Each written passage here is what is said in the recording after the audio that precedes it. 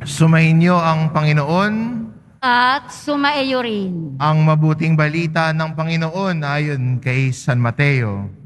Papuri sa iyo, Panginoon. Noong panahon iyon, sinabi ni Jesus sa mga punong saserdote at mga matatanda ng bayan, "Ano ang palagay ninyo rito? May isang tao na may 2 anak na lalaki. Lumapit siya sa nakakatanda at sinabi, 'Anak, lumabas ka at magtrabaho sa ubasan ngayon.' 'Ayoko po,' tugon niya. Ngunit nagbago ang kanyang isip at siya'y inaparoon. Lumapit din ang ama sa ikalawa at gayon din ang kanyang sinabi. 'Opo,' tugon nito, ngunit hindi naman naparoon. Sino sa 2 ang sumunod sa kalooban ng kanyang ama?" "Ang nakatatanda po," sagot nila. Sinabi sa kanila ni Jesus, "Sinasabi ko sa inyo, ang mga publikano at masasamang babae nauuna pa sa inyong pasakop sa paghahari ng Diyos, sapagkat naparito sa inyo si Juan at ipinakilala ang matuwid na pamumuhay, at hindi ninyo siya pinaniwalaan. Ngunit pinaniwalaan siya ng mga publikano at masasamang babae. Nakita ninyo ito, subalit hindi pa rin kayo nagsisi at naniwala sa Kanya." Ang mabuting balita ng Panginoon. Pinupuri ka namin, Panginoong Hesukristo. Magsiupo muna ang lahat. Narinig niyo na ho ba ang salitang religious pride? Yung religious pride po ay ang isang tao na dahil sa kanyang religious affiliation, siya ay lumalaki na ho ang ulo, yumayabang, nagiging mapagmataas na. At ang taong mapagmataas, sa totoo lang ho, hindi na ho nakikinig. Mas gusto niya, siya ang pinakikinggan. Kahit sa pagharap niya sa Diyos, nais niya na ang Diyos ang makinig sa kanya. Hindi siya ang makikinig sa Diyos. Yumayabang, lumalaki ang ulo. Kaya ayaw nang maniwala at makinig. Pero sa pagharap sa Diyos, lagi tayong pinapaalalahanan na maging mapagkumbaba sa harapan ng Diyos. Sabi nga sa harap ng Diyos, wala tayong may pagmamalaki. Wala tayong may pagyayabang. Dahil ang lahat na tinanggap natin ay mula sa kabutihang loob ng Diyos. Lahat ng meron ako ay natanggap ko sa kabutihang loob ng Diyos. Hindi dahil sa angking kong kagalingan, hindi dahil sa may grupo akong kinabibilangan. Kaya ang paanyaya sa atin ni Jesus, lalo na sa ibinagit niyang talinhaga, ang sabi niya, yung mga masasamang babae at publikano, mas nauuna pa na tumanggap sa paghahari ng Diyos. Bakit? Kasi kinikilala nila ang kahinaan nila. Kinikilala nila ang pagkakasala nila. At lumalapit sila sa Diyos na humihingi ng kanyang awa at patawad. Siguro dito nagsisimula ang pagbabago ng buhay sa pagkilala ng ating kahinaan. Ika nga hindi mo naman pwedeng baguhin ang isang bagay kung hindi mo naman alam. Hindi mo pwedeng baguhin ang isang bagay kung hindi ka aware tungkol dito. Kaya ang taong marunong magpakumbaba, kayang at tignan ng sarili. Kayang tignan yung kanyang kahinaan. At mula sa pagkaamin sa kanyang kahinaan, kaya na niyang ilapit sa Diyos ang kahinaan niya para baguhin ng Diyos ito. Kayang hilingin ang tulong ng Diyos na baguhin ang kanyang buhay para ang kanyang pamumuhay ay mas umayon na sa mabuting balita ni Kristo. At siguro ito yung una natin pwedeng hingin sa ating Panginoon. Ang pagpapakumbaba na aminin ang ating kahinaan. Kadalasan kasi, mas gusto nating ituro ang kahinaan ng kapwa natin. Mas gusto nating ituro ang pangit sa paligid natin para magmukha tayong mabango, perfect, walang bahid dungis. Pero ang hamon sa atin ng Ebanghelyo ay laging tumingin sa salamin at tignan ang kahinaan natin. Tanggalin yung maskara. Tignan ang totoong ikaw. At kung may mga sugat, may kahinaan, ilapit sa Panginoon para hilumin.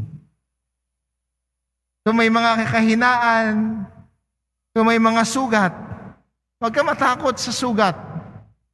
Ilapit sa Panginoon para hilumin. Ang tao na mapagmataas, sa totoo lang, yan yung tao naglalagay ng maskara. Maskara na gusto niyang itong makita ng iba sa akin. Ayaw tanggapin ang tunay na ikaw. Pero ang Diyos ang nais makita, ang tunay na ikaw. The real you. Kaya magandang paanyaya sa atin, sa ating paglalakbay patungo sa pagpapakumbaba, hubarin ang maskara ng kayabangan. Hubarin ang maskara ng create, yung self-image mo. Na gusto mo ito makita ng ibang tao, pero malayo naman sa totoong ikaw. God wants to look at you with the real you. Siguro, yung tao na gustong magmaskara, ayaw pakita ang loob, yan yung taong tumatalikod sa salita ng Diyos. Bakit niya tinatalikuran ng salita ng Diyos? Kasi nagiging sentro na ngayon ng buhay niya ang kanyang sarili. Nagiging sentro ng isang tao na nagiging mapagmataas ang sarili niya, hindi ang salita ng Diyos. Kaya magandang paalala sa atin din at patungo sa ating paglalakbay ng pagbabago ng buhay, nayakapin ang salita ng Diyos na ating lagi naririnig. At hayaan yung salita ng Diyos na ito ang bumago sa ating puso at isipan. Humubog sa ating pagkatao. Kaya maganda rin sa atin bilang Kristiyano, na tulad po ng larawan na ibinigay ni Jesus, ang mga publikano at masasamang babae, tinanggap ang salita ng Diyos. Naniwala at hinayaan nila yung salita ng Diyos ang umubog po sa buhay nila. Mahirap naman kung sabihin natin, tinatanggap ko po, Father, tinatanggap ko ang salita ng Diyos, Father. Pero hindi naman nakikita sa pamumuhay natin, teka, parang may kulang. Mahalaga ho din sana na ang salita ng Diyos, hindi lang natin alam at pinakikinggan, pero ang salita ng Diyos din ang humuhubog po sa ating buhay at pagkatao. The Word of God is there to form our hearts. Kaya magandang imbitasyon din ito na hayaan natin yung salita ng Diyos ang humubog po sa ating puso. At hayaan din natin na sarili natin na hubugin tayo ni Jesus. Maging bukas tayo sa paghuhubog ni Jesus sa ating buhay. Darating po sa yugto ng ating buhay, may ipapakita ang Diyos sa atin. Mga kahinaan natin, pero huwag nating itago. Hayaan natin ilabas ito at hilingin ang paghilom at paghubog ng Diyos sa buhay natin. Ito po ang pinagkaiba ng tao mapagmataas at ang tao mapagpakumbaba. Ang tao mapagmataas, masyadong bilib sa sarili. Mataas ang tingin sa sarili. Ayaw ng pahubog ang puso sa Panginoon. Gusto na siya lagi ang masusunod.